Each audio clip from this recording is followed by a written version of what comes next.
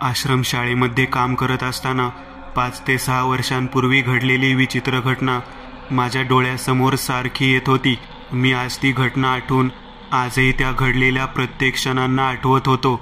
ज्या वेळेला मी त्या ठिकाणी कामाला होतो त्यावेळेला स्टाफ रूममध्ये बसल्यानंतर प्रत्येक वेळेला हनुमंत म्हणायचा एक मुलगा मला बोलवायला यायचा, सर सर, त्या कोपऱ्यातल्या वर्गात कोण आहे बघा, सारखं मला आत बोलावत आहे.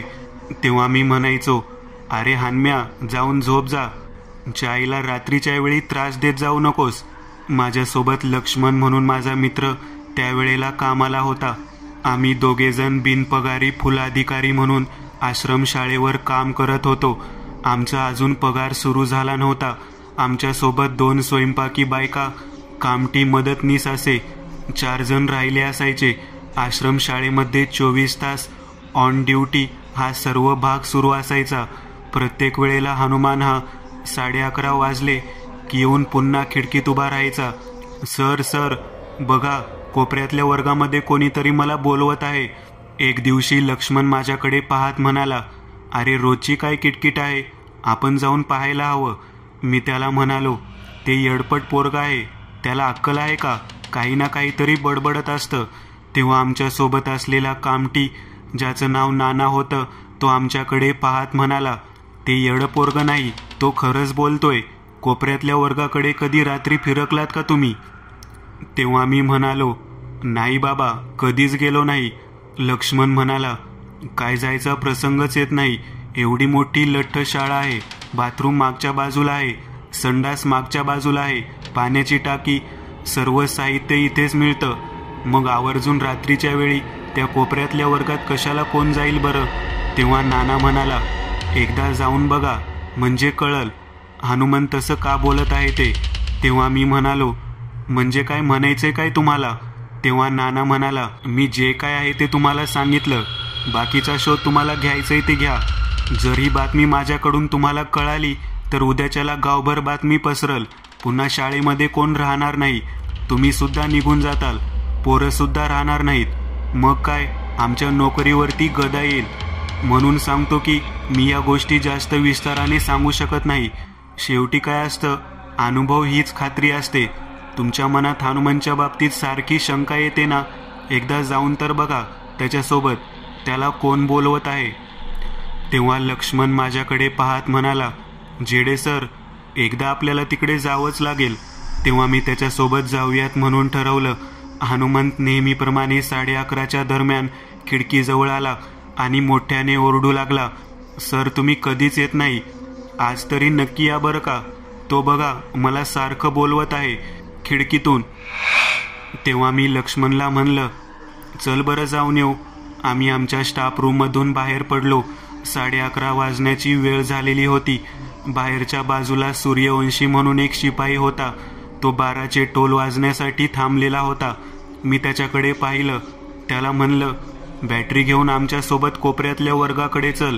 तेव्हा सूर्यवंशी म्हणाला, ही बॅटरी घ्या आणि तुमची तुम्ही जावा, मला असली काम सांगू नका. मी घंटा सोडून कुठेच येणार नाही. 12 वाजता टोल नाही मारले तर अधीक्षक साहेब ओरडतील. ते 12 वाजेपर्यंत जागी असतात. त्याच्यानंतर टोल पडला काय नाही पडला काय काही फरक पडत नाही. तेव्हा लक्ष्मण सर त्याच्याकडे ओरडत म्हणाले, तुला शिक्षकाने सांगितलेलं काम कळत नाही का? चल म्हटलं की चल, 12 वाजायला अजून अर्धा तास आहे. तेव्हा सूर्यवंशी आमच्याकडे पाहत म्हणाला, जर अधीक्षक गायकवाड सरांनी जर मला प्रश्न विचारला की टोल का पडले नाहीत तर उत्तर काय देऊ? तेव्हा मी म्हणालो, अरे तू नाही मारले तर तुला आम्ही येऊन मारू, पण आमच्या सोबत चल, बॅटरी घ्या आणि चल. हनुमान पुढे होता. आम्ही त्याच्या पाठोपाठ त्या कोपऱ्यातल्या वर्गाकडे जाण्यासाठी निघालो. थोडा अंतर पार करून गेल्यानंतर एक वर्गातल्या खिडकीतून आतमध्ये डोकावून पाहत होतो. आश्रमशाळेची सर्व मुलं बाजूला असलेल्या मोठ्या इमारतीत वरच्या मजल्यावरती जाऊन झोपलेली होती. हा हनुमंत मात्र आमच्या बाजूच्या खोलीमध्ये झोपलेला असायचा. त्याच्यासोबत 11 मुलं राहायला होती. काही ठराविक मुलांना त्या ठिकाणी ठेवलेलं होतं. परंतु हनुमंतला एक घाण सवय होती. रात्र झाली की तो परसाकडला जायचा आणि नेमकं त्या वर्गाच्या बाजूनेच तो जायचा. कदाचित त्यामुळेच तो तिकडून गेल्यानंतर त्याला कोणीतरी बोलवत असावं असं वाटत होतं. सूर्यवंशी आमच्यासोबत बॅटरी घेऊन आला. मला म्हणाला, सर नको त्या गोष्टीत कशाला पडायचं, चला ना जाऊन झोपूया. हानम्याला काही काम नाही, नालायक कुठला, रात्री अपरात्री उठतो आणि डोक्याला ताप देतो. 2-3 फटके मारत सूर्यवंशी झोप झोप म्हणून ओरडू लागला. तेव्हा हानमा म्हणाला, अहो बघा ना तिकडे, मी रोज सांगतो तर मला कोणच सिरियसली घेत नाही. त्या बावळट मुलाच्या बोलण्याकडे लक्ष देत आम्ही पुढे चालत निघालो. शेवटत्या वर्गाच्या खिडकीजवळ येऊन पोहोचलो. हनुमंत म्हणाला, बघा आतमध्ये कोणीतरी बसला आहे बेंचवरती. मी म्हटलं होतं ना तुम्हाला की कोणतर मला बोलवत आहे. आतमध्ये कोण बेंचवरती बसला आहे म्हणून आतमध्ये बॅटरीचा फोकस मारला तर अंधुकाशा प्रकाशामध्ये कोणतरी त्या ठिकाणी डोकं खाली घेऊन बेंचवर डोकं टेकून बसलेला दिसलं. तेव्हा मी ओरडलो, कोण आहे रे आतमध्ये, एवढ्या रात्री कोण थांबला आहे वर्गात. तेव्हा सूर्यवंशी बॅटरी तिथेच टाकून पळून गेला. इतक्या जोरात पळाला की तो थेट रस्त्यालाच लागला. शाळा सोडून पळत होता. मी त्याच्याकडे पाहत ओरडलो, सूर्यवंशी सूर्यवंशी कुठे चालला आहेस, थांब ना थांब. तेव्हा मला काहीच कळेना. तेवढ्यात माझ्या बाजूचा असलेला लक्ष्मण तो सुद्धा पळत सुटला. हनुमंत मात्र तिथेच थांबला होता. तो मला म्हणाला, बघा बघा सर, मी तुम्हाला म्हटलं होतं ना की हा बघा मला सारखा बोलावतो, तो मुलगा नाहीये, तो विद्यार्थी आहे आपल्याच शाळेतला. तेव्हा मी म्हणालो, कोण आहे तो, त्याचं नाव काय. मला समजेना. मी लक्ष्मण लक्ष्मण म्हणून मागे वळून हाक मारू लागलो. लक्ष्मण म्हणाला, आहे अवस्थेत पळू नये, थांबू नकोस तिथं, त्या हानम्याला पण घेऊन ये. मी त्यावेळेला तिथून हानम्याच्या हाताला धरलं आणि तिथून थेट परत आमच्या स्टाफ रूमच्या दिशेने धावत आलो. अचानक हा प्रकार नेमका घडला काय तेच कळत नव्हतं. मी लक्ष्मणला स्टाफ रूममध्ये गेल्यानंतर बोलू लागलो. तो म्हणाला, आहे असे सगळे सामान गुंडाळ आणि चल बाबा लवकर, इथे रात्री थांबायलाच नको. मुलं जिथे बसले आहेत तिथे जाऊन झोपूयात. इथले 11 मुलं सुद्धा उठवून न्यायला हवे. हनुमंत चल बाबा चल. तेव्हा मी म्हणालो, अरे झालं तरी काय सांग ना. तेव्हा तो म्हणाला, तू आतमध्ये काय पाहिलंस. मी म्हणालो, एक मुलगा बेंचवरती बसलेला आहे, त्याने पाहिलं. मग बाहेर पाहिलं नाहीस का, त्या कोपऱ्यातल्या वर्गाला कुलूप लावलं होतं. मग कुलूप लावलेलं असताना आतमध्ये कोण असू शकतं तुला समजतं का. तेव्हा मी म्हणालो, अरे कोणीतरी कोंडला असेल त्या मुलाला. तेव्हा लक्ष्मण म्हणाला, 8 वाजता आपण हजेरी घेतली. सगळी पोरं जेवण झाल्यानंतर झोपण्यासाठी पाठवून दिली. ही 12 पोरं या बाजूच्या खोलीमध्ये आहे अशी आहेत. मग हा मुलगा आला कुठून आणि नीट पाहिलंस का. तेव्हा मी म्हणालो, मला अंधुक प्रकाशात नीट काही दिसलंच नाही. सूर्यवंशीनंच आत डोकावून पाहिलं होतं. तेव्हा लक्ष्मण म्हणाला, मी स्वतः पाहिलं म्हणून तर मी इकडे पळत आलो आहे. तेव्हा मी म्हणालो, काय पाहिलं काय. त्यावेळेला तो म्हणाला, त्या मुलाला मान वळून पाहताना पाहिलं. मी म्हणालो, मग मान वळून कोण पण पाहिल. अरे मान वळवली त्यांनी, पूर्ण त्यांची मुंडी गोल फिरली. तुला समजतं का, जिवंत व्यक्ती असं नाही करू शकत. हे ऐकल्यानंतर मी चांगलाच घाबरलो. हनुमंत म्हणाला, बघा बघा सर, मी तुम्हाला म्हणत होतो ना तो मला आत बोलावतो. आज तर तुम्हाला सुद्धा ते दिसलं, उगाचच मला बडबड करता. तेव्हा त्या येड्या पोराकडे पाहत मी म्हणालो, अरे बाबा आता इथून पुढे तुला काय बोलणार नाही. चल आपण वसतिगृहाकडे जाऊ, दुसऱ्या मजल्यावरती, तिथेच झोपू. 11च्या 11 मुलांना सोबत घेऊन आम्ही वसतिगृहाच्या दिशेने सामान घेऊन निघालो. मागच्या दिशेने पाहिलं तर बरोबर आमच्या स्टाफ रूममधील खिडकी आणि लाईट दिसत होती. मी दुसऱ्या मजल्यावरती पोहोचलो. आमच्या स्टाफ रूमपासून साधारण 50 फूट अंतरावरती मागच्या बाजूला वसतिगृह होतं. दुसऱ्या मजल्यावरती पोहोचल्यानंतर माझं लक्ष स्टाफ रूमजवळ गेलं. तेव्हा त्या खिडकीमध्ये त्याच पद्धतीचा मुलगा उभारलेला मला दिसला. 12च्या 12 मुलं घेऊन मी वरच्या दिशेने पोहोचलेलो होतो. आमच्या स्टाफ रूममध्ये खिडकीमध्ये दिसणारा तो मुलगा पाहिला आणि मनामध्ये धडकी भरलेली होती. मी लक्ष्मणकडे पाहत म्हणालो, सूर्यवंशी तर पळून गेला, आता तो व्यक्ती या ठिकाणी आपल्या स्टाफ रूममध्ये येऊन खिडकीतून पाहत आहे. हे काय आहे नेमकं. बरोबर 12 वाजायला 5 मिनिट कमी होते. 12चे टोले दिले नाहीत म्हणून कदाचित गायकवाड सर त्या ठिकाणी येऊ शकणार होते. मी गायकवाड सरांना फोन करून घडलेली घटना सांगावी म्हणून आतमध्ये गेलो. फोन लावण्यासाठी थोडी रेंज हवी आहे म्हणून खिडकी उघडली आणि मी गायकवाड सरांना फोन केला. माझा फोन त्यांना लागणार. त्यांनी तो फोन उचलणार. ते हॅलो बोलणार. इतक्यात त्या खिडकीमध्ये दुसऱ्या मजल्यावरती तो मुलगा मला उभारलेला दिसला. तो माझ्याकडे बोट करून बोलत होता. पाठवा बरं त्याला, माझं साहित्य आहे त्याच्याकडे. जेमतेम 10 ते 12 वर्षाचे वय असलेला तो मुलगा प्रेतकळ आल्या पद्धतीने, चेहऱ्यावरती काळवंडलेल्या पद्धतीने दिसत होता. मी भयंकर घाबरलो. खिडकी कशीबशी पुढे ढकलली आणि खाली पांघरून घेऊन त्यात आपलं डोकं खुपसून बसलो. देवाचं नाव घेऊ लागलो. लक्ष्मण सर माझ्या शेजारीच होते. माझ्याकडे पाहत म्हणाले, काय झालं काय? तेव्हा मी म्हणालो, खिडकीमध्ये कोण आहे बघा. तेव्हा लक्ष्मण सर माझ्याकडे पाहत म्हणाले, तिथे तर कोणीच नाही. माझा फोन गायकवाड सरांना लागलेला होता. गायकवाड सर म्हणाले, काय झालं काय? एवढ्या मध्यरात्री फोन केलेला आहात? तेव्हा मी त्यांना कोपऱ्यातल्या वर्गात घडलेली घटना सांगितली. गायकवाड सर म्हणाले, अहो असं काही नाही हो. लोक उगाचच कोणत्याही गोष्टीबद्दल काहीतरी बडबड करतात आणि नको त्या गोष्टी उठवतात. सूर्यवंशी कुठे गेला? तेव्हा मी सांगितलं, सूर्यवंशी पळून गेला. त्या मुलाने गोल मुंडी फिरवली आणि तो निघून गेला.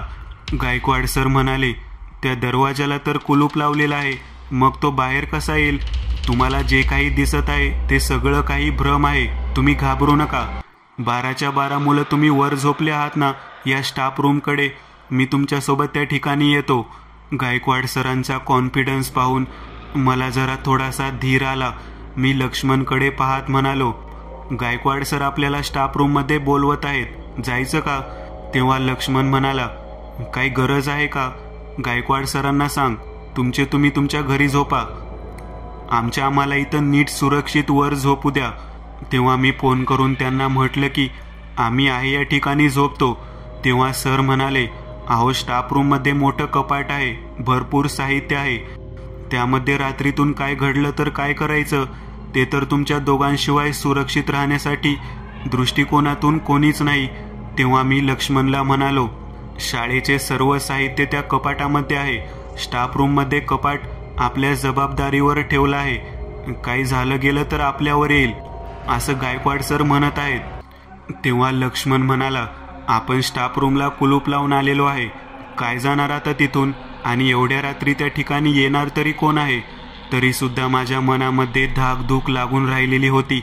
लक्ष्मण हा जुना होता, परंतु मी नवीन होतो. लक्ष्मणला एवढं त्या बाबतीमध्ये गांभीर्य नव्हतं, परंतु मला भीती वाटत होती. मी लक्ष्मणला म्हणालो, आपण दोघेजण जाऊनच झोपूया तिथं. तेव्हा लक्ष्मण म्हणाला, प्रत्यक्ष त्या मुलाला पाहणारा व्यक्ती तू आहेस. मी सुद्धा पाहिलेला आहे. जीव वाचवण्यासाठी सूर्यवंशी तर पळून गेला आणि त्या कपाटातल्या साहित्यासाठी आपण जीव धोक्यात घालायचा. गुपचूप झोपून राहा या ठिकाणी, जेथे तुला कळत नाही. बऱ्याच गोष्टी या माणसाच्या आयुष्यामध्ये ठरवून आलेल्या असतात. कदाचित आपण तिथे जायचं आणि आपल्या मानगुटीवर ते पोरगं येऊन बसायचं. ते पोरगं कोण होतं, काय होतं, कशा पद्धतीने तिथे फिरत आहे, तो कोपऱ्यातला वर्ग कशामुळे त्या ठिकाणी भीतीदायक म्हणून ओळखला जातो, याबाबत काहीच माहिती नाही. नाना तर निघून जाणार. नाना त्या ठिकाणी पोहोचला सुद्धा असेल. आता राहायला सूर्यवंशी, तो सुद्धा तिथे नाही. आणि आपण दोघेजण जाऊन तिथे झोपायचं. तू गायकवाड सरांना फोन करून सांग, ते तुमची जबाबदारी आहे. आम्ही शिक्षक आहोत, आमचं काम संपलेलं आहे. आम्ही मुलांच्या सुरक्षिततेसाठी आहोत. तुम्ही स्टाफ रूमची सुरक्षा पाहणे. तुम्ही तिथेच थांबा. मी परत एकदा गायकवाड सरांना फोन लावला. तेव्हा गायकवाड सर म्हणाले, अहो मी स्वतः स्टाफमध्ये आलेलो आहे. इथं काहीच नाही, का घाबरता तुम्ही? तेव्हा मी म्हणालो, सर आता आम्ही झोपतो. पहाटे 6 वाजता आम्ही त्या ठिकाणी येऊ. माझ्या मनामधून त्या मुलाचा चेहरा अजिबात जात नव्हता. काही केल्या झोप येत नव्हती. वरच्या मजल्यावरती येण्यासाठी जो लाकडी जिना होता, त्या जिन्यामधून सुद्धा सारखा पावलांचा आवाज येऊ लागलेला होता. माझं साहित्य द्या, माझं साहित्य द्या म्हणून तो मुलगा ओरडत होता. आणि मला सांगा, हान्मा कुठे आहे? त्याला बोलवा. सारखा आवाज माझ्या कानावरती येत होता. शेवटी मी लक्ष्मणला म्हणालो, मला काही केल्या झोप येत नाही, काय करू सांग. लक्ष्मण म्हणाला, तुला झोप येत नाही, मला कुठे चांगली झोप लागली आहे. मी सुद्धा घाबरलेलोच आहे. कसं तरी आजची रात्र काढू. मला वाटतं इथे पगार नाही, काही नाही. बिनपगारी फुल अधिकारी म्हणून आपण इथं राहत आहोत. मला वाटतं नोकरी गेली तरी चालेल, पण इथे थांबायला नको. शेवटी माणसाचं जीवन महत्त्वाचं आहे. तेव्हा आम्ही कशीबशी रात्र जागून पूर्ण केली. दुसऱ्या दिवशी सकाळी 6:30च्या दरम्यान आम्ही थेट आमच्या संस्थापकाच्या घराकडे निघून गेलो. संस्थापकांना घडलेली घटना सांगितली. ते आमच्या दोघांकडे पाहत म्हणाले, अक्कल आहे का तुम्हाला? काम करायचं असेल तर करा, परंतु माझ्या शाळेबद्दल असलं काही पसरवायचं नाही. तेव्हा त्यांच्या बाहेरच्या बाजूला बसलेला नाना आम्ही पाहिले. नाना त्या ठिकाणी चहा पित होता. तो संस्थापकाच्या घरा शेजारीच राहिला होता. नाना आमच्याकडे पाहत म्हणाला, काय झालं, काय आहे सर, काय एवढे चिडलेले आहेत तुमच्यावरती? तेव्हा आम्ही संस्थापक का चिडलेला आहे ते सांगितलं. नाना म्हणाला, अरे बापरे, म्हणजे बिन्या परत दिसला काय? तेव्हा मी म्हणालो, कोण बिन्या आणि का बरं परत दिसला म्हणत आहेत? तेव्हा नाना सांगू लागला, त्या कोपऱ्यातल्या वर्गामध्ये बिन्या म्हणायचा एक मुलगा आहे. तो कितीतरी दिवसापासून तिथेच आहे. शाळेतली पहिली बॅच जेव्हा होती त्यावेळेला त्या ठिकाणी तो राहण्यासाठी आलेला होता. ती त्याची राहण्याची खोली होती. बऱ्याच दिवसांपूर्वी असंच शॉर्ट सर्किट होऊन त्या मुलाला करंट बसून त्याचा जीव त्या ठिकाणी गेला. परंतु त्याचं साहित्य जे होतं ते बाकीच्या मुलांना आम्ही वाटून दिलं. सगळ्यात पहिला शिपाई म्हणून मी काम करत होतो. त्यावेळची घटना आहे. तेव्हापासून बऱ्याच दिवसांच्या अंतरानंतर काही ठराविक लोकांना, काही मुलांना तो आवर्जून हाक मारतो आणि माझं साहित्य द्या, माझं साहित्य द्या म्हणून ओरडतो. आता तुम्हाला दिसला तर तो. तेव्हा मी म्हणालो, मला नाही दिसला व त्या हनुमंतला दिसला. हनुमंतने मला बोलावून घेतलं आणि सांगितलं की त्या ठिकाणी तो मुलगा हाक मारत आहे. मला काय माहिती तो मुलगा मेलेला असेल म्हणून, आणि त्याची काय कहाणी आहे हे सुद्धा माहीत नव्हतं. तेव्हा नाना मला म्हणाला, त्याची कहाणी माहीत नाही ही गोष्ट ठीक आहे, परंतु एक लक्षात घ्या, त्या कोपऱ्यातल्या वर्गाकडे कधीही रात्र झाल्यानंतर फिरकायचं नाही. तुम्हाला माहीत नाही म्हणून सांगतो. त्या वर्गामध्ये जो कोणी डोकावून पाहतो त्याच्या पाठीमागे तो हात धुवून लागतो. जोपर्यंत त्याचं साहित्य मिळत नाही तोपर्यंत तो सोडतच नाही. त्यावेळेला मी म्हणालो, अहो तसंच झालं ना, आम्ही स्टाफ रूममध्ये होतो. तिथून सर्व मुलं घेऊन वसतिगृहाच्या वरच्या भागामध्ये गेलो तर तो स्टाफ रूममध्ये हसताना दिसला. त्या खिडकीतून माझ्याकडे पाहत होता. मला तसं जाणवू लागलं. वरच्या वसतिगृहाच्या वरच्या खोलीमध्ये गेल्यानंतर त्या खिडकीतून मी गायकवाड सरांना फोन लावण्यासाठी दार उघडलं तर तो त्या खिडकीमध्ये सुद्धा दिसला आणि परत तो तसाच म्हणत होता, हनुमाला सांगा माझं साहित्य दे म्हणून, हनुमाला सांगा माझं साहित्य दे म्हणून. तेव्हा नाना म्हणाला, मला वाटतं कदाचित त्याचं जे साहित्य आहे ते त्या ठिकाणाहून कोणीतरी काहीतरी घेतलेलं असावं आणि ते हनुमंतने घेतलेलं असावं. हनुमंत येडपट बावळट मुलगा, त्याने काय आपल्याला मिळालं म्हणून चोरून घेतलं असेल आणि त्याच्यामुळे ते पोरग त्याच्या पाठीमागे लागलं असेल. तेव्हा मी म्हणालो, ठीक आहे, त्याच्या पाठीमागे लागलं तर लागू दे, पण आमचा काय त्यात दोष? तेव्हा नाना म्हणाला, तुमचा जरी दोष नसला तरी एक गोष्ट लक्षात घ्या, तुम्ही त्या ठिकाणापर्यंत मध्यरात्री गेलात आणि एवढेच नव्हे तर तो तुमच्या पाठीमागे सुद्धा आला. मला वाटतं जोपर्यंत त्याचं साहित्य त्याला प्राप्त होणार नाही तोपर्यंत तो पाठलाग सोडणार नाही. या अगोदर सुद्धा मोठे म्हणून सर त्या ठिकाणी कामाला होते, त्यांच्या बाबतीत असंच घडलं. तेव्हा मी म्हणालो, कोण मोठे सर? अहो 4 वर्षांपूर्वी घडलेली घटना आहे. ते सुद्धा अशाच पद्धतीने माझ्याकडे सांगायला आलते, परंतु बिचाऱ्यांचा जीव गेला हो. मागच्या बाजूला जिकडे बाथरूम आहे वसतिगृहाला लागून त्या बाथरूमच्या कडेला त्यांचं प्रेत सापडलं. हे सगळं काही ऐकल्यानंतर मी आणि लक्ष्मण दोघेजण चांगलेच घाबरलो. आम्ही संस्थापकाकडे पुन्हा एकदा गेलो आणि सरांना सांगितलं, आम्हाला पगार नाही मिळाला तरी चालेल, परंतु आम्ही त्या ठिकाणी रात्रीच्या वेळेला थांबणार नाही. वसतिगृहाची जबाबदारी सर्वस्वी अधीक्षकावर राहील. तुम्हाला आम्हाला ठेवायचे असेल तर नोकरीवर ठेवा, नाहीतर आम्ही निघालो. अचानक आम्ही हा घेतलेला पवित्रा पाहिल्यानंतर संस्थापक आमच्याकडे पाहत म्हणाला, असं वागू नका, मी तुमची सोय दुसरीकडे करतो. तेव्हा आम्ही म्हणालो, आम्हाला मागच्या वसतिगृहामध्ये जरी आम्हाला थांबायला दिले तरी चालेल, पण त्या स्टाफ रूममध्ये आम्ही थांबणार नाही.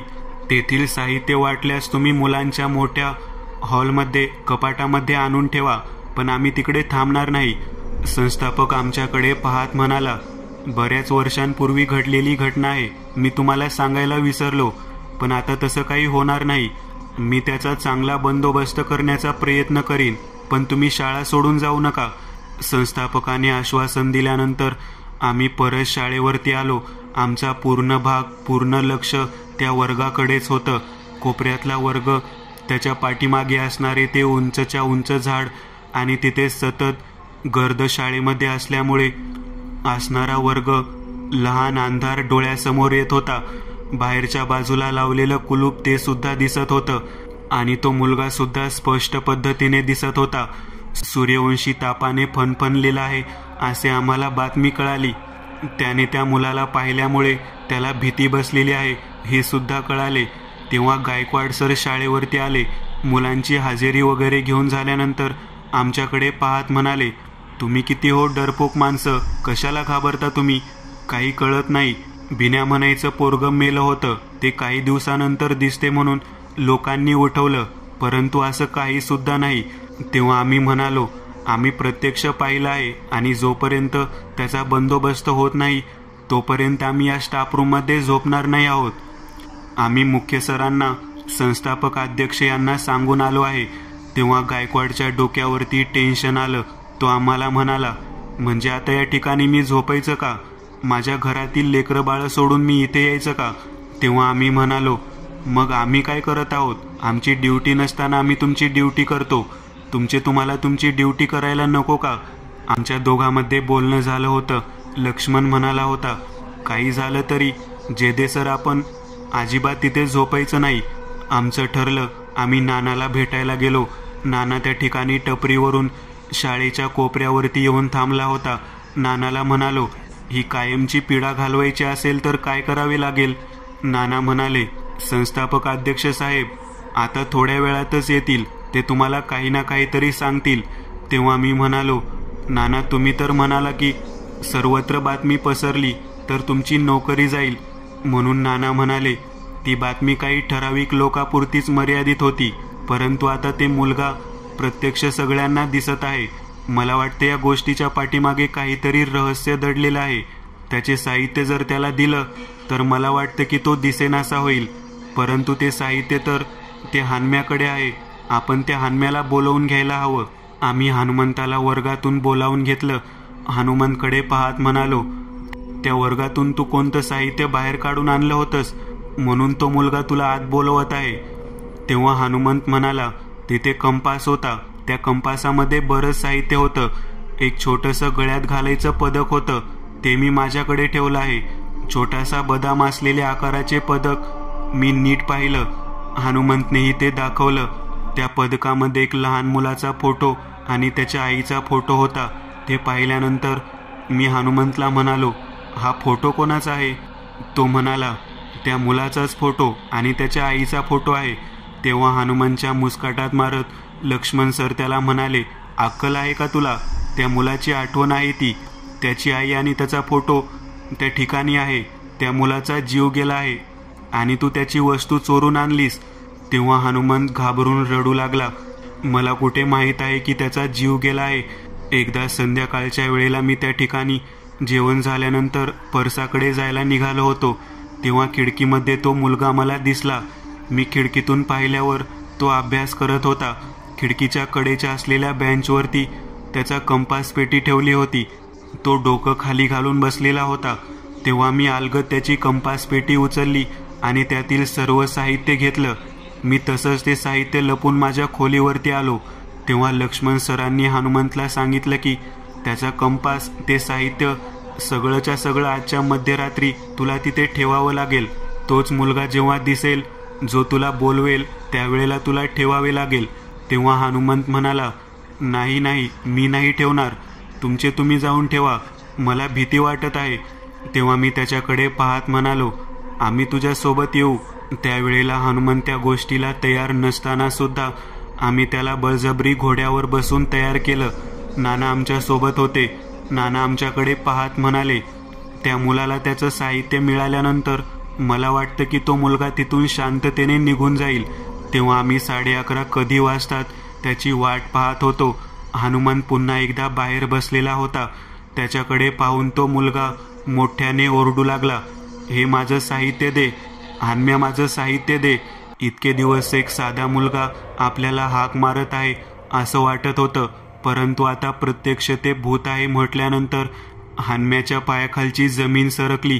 तो आमच्याकडे पाहत म्हणू लागला. तेव्हा आम्ही त्याला म्हणालो, चल आता चल. ती कंपास पेटी घेतली आणि हनुमान सोबत आम्ही तिघेही जण चालत चालत निघालो. त्या खिडकीजवळ जाऊन पोहोचलो.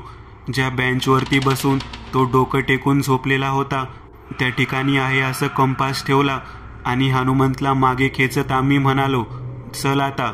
आणि जाताना फक्त एवढे म्हण की तुझं साहित्य तिथे ठेवलेलं आहे, मला तुझं काही सुद्धा नको. असं म्हटल्यानंतर हनुमंत तशाच पद्धतीने बोलू लागला.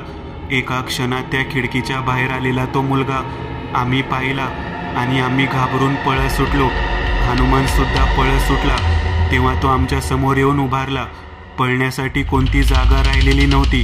तो मुलगा आमच्याकडे केविलवाण्या नजरेने पाहत होता. त्याचा जीव एका मोठ्या शॉर्ट सर्किटमध्ये गेलेला होता. त्याच्या आईचा फोटो आणि त्याचा स्वतःचा फोटो असलेला तो लॉकेटचा भाग आम्ही परत दिलेला होता. तो आम्हाला धन्यवाद म्हणण्यासाठी समोर थांबलेला होता. कोपऱ्यातला वर्ग आता मुक्त झालेला होता. आपण कोणत्या व्यक्तीची कधी कशी भेट घेऊ शकतो हे सांगता येत नाही, परंतु आजही तो प्रसंग माझ्या नजरेतून जात नाही आणि तो कोपऱ्यातला वर्ग नजरेसमोर आल्याशिवाय राहत नाही.